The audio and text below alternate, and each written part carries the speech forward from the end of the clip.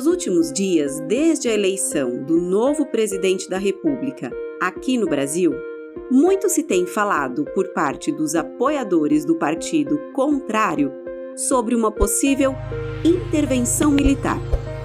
Embora o novo presidente tenha sido eleito democraticamente através do voto, o resultado das eleições foi contestado pelos apoiadores do outro partido. E justamente por não aceitarem o resultado das eleições, esse grupo de pessoas tem se apoiado no artigo 142 da Constituição Federal. Mas o que diz o artigo 142 e como ele poderia ser um aliado nessa reivindicação?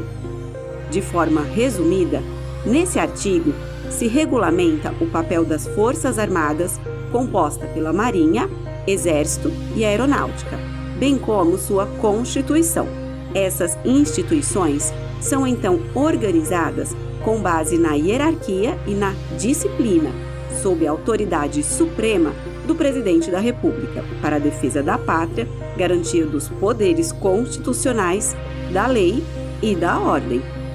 Porém, muitos acreditam que o artigo 142 defende as Forças Armadas como sendo um mediador entre todos os poderes, legislativo, executivo e judiciário, e que, dependendo da situação, as Forças Armadas poderiam ser convocadas por um líder do governo para intervir nos poderes.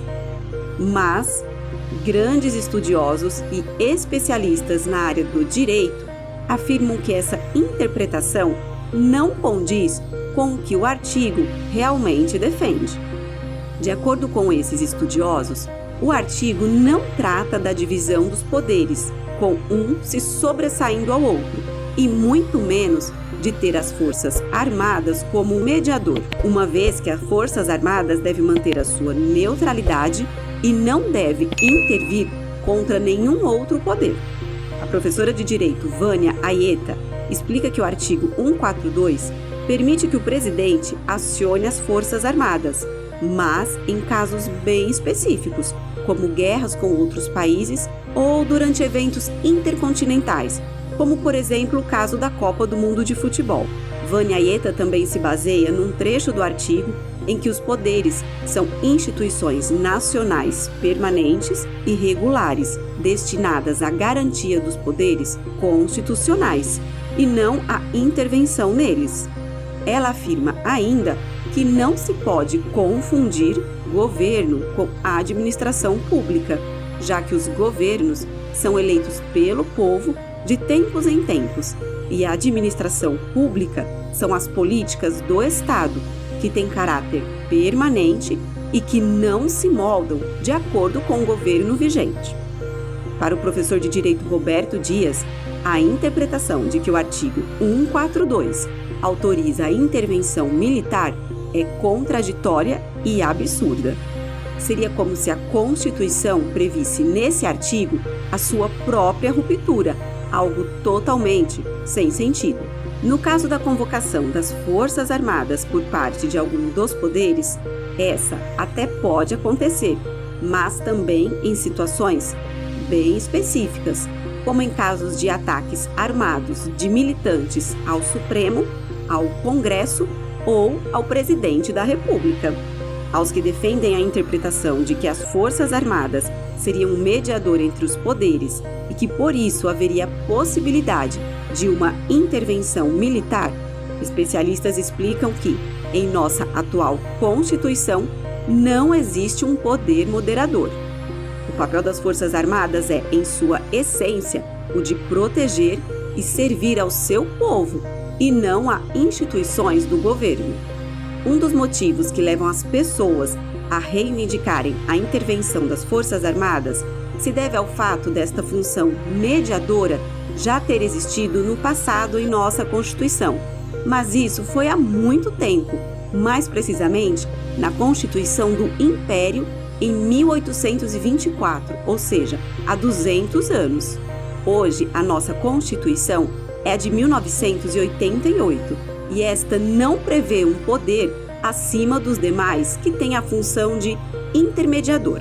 Além da chamada intervenção militar, Há também a intervenção federal. Um exemplo foi a intervenção federal que ocorreu no ano de 2018 no estado do Rio de Janeiro. Na ocasião, o estado do Rio solicitou a intervenção federal mediante a sua impossibilidade de conter a violência e insegurança que haviam se instaurado no estado.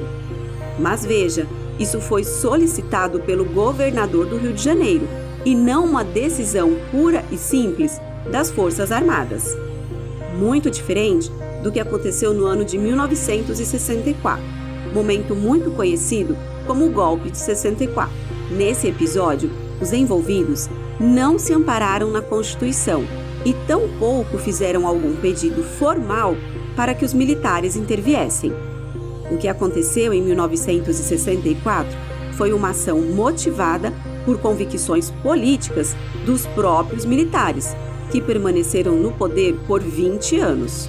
Um outro episódio que aconteceu nesta eleição e que contribuiu para que as pessoas acreditassem numa possível intervenção militar foi a demora do atual presidente da República em se pronunciar após a sua derrota.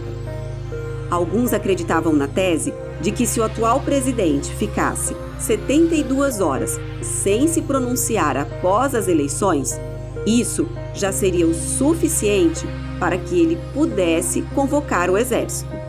Mas a grande verdade é que isso não passa de um boato, uma vez que não há nenhuma menção desse tipo no artigo 142. De acordo com a nossa atual Constituição, fica claro também que algum dos poderes pode solicitar a intervenção das Forças Armadas, desde que a decisão dos demais poderes seja respeitada e que nenhuma delas seja ignorada. Caso você queira se aprofundar no assunto ou esclarecer alguma dúvida, o artigo 142 pode ser acessado aqui, na descrição do vídeo. E se você quer ver mais vídeos como este aqui no canal, não esqueça de se inscrever e ativar as notificações. Apenas assim você será avisado quando um novo vídeo for postado. Então, até a próxima maratona!